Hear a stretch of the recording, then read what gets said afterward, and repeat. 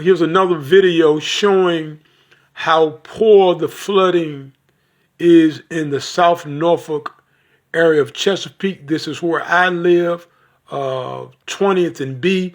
But this area right here is where the city actually have repaired now. Now, if you look at how bad it was, if you can see in this picture that the water is over the curb. There's actually a curb there, but you can't see the curb because the water, when it rains, would cover up the curb. If you can see at the tire of the car, the water is at the rim. So in order for me to get in my vehicle, you got to cross the water, basically, step over the water to get into your vehicle. And these are the kind of questions that I asked the mayor about.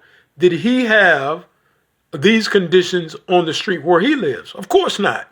Neither the mayor nor the city manager or anybody of any status with a position that works at the city. But in the African American community, it is normal to find, and I don't mean it's right when I say it's normal, to find conditions like these in the African American community. But as I said, this has been repaired from the complaints that I made, but it took a year and a half or so before they started working on it. And but this intersection, only where I live, has been repaired now. Okay, now another picture here would be that's the overgrown grass. If you can see the grass, this is common. This is something that you will find in an African American community, that the city will send out contractors that will run through real fast and say that they have trimmed the grass. And I had to continue to call the city over and over about how the grass looks after the contractor has been out here with his lawnmower and weed eater, a weed trimmer, edger. So this is how the African Americans are treated in predominantly African American communities for decades, for many, many years. And it will stay this way as long as we accept it. But I did not accept it. I do not accept it. And that is the reason why I am doing these videos, to bring it to your attention.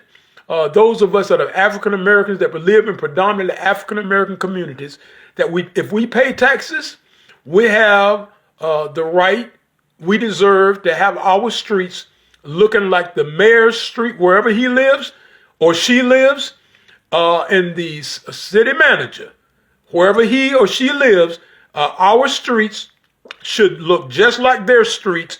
If you go into the predominantly Caucasian neighborhoods, you won't find the streets looking like this, where it's predominantly Caucasians. But wherever it's predominantly African Americans, this is how the streets are left.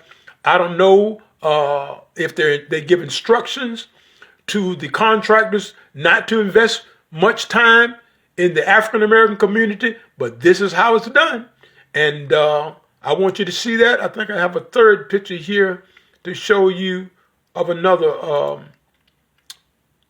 This is the street.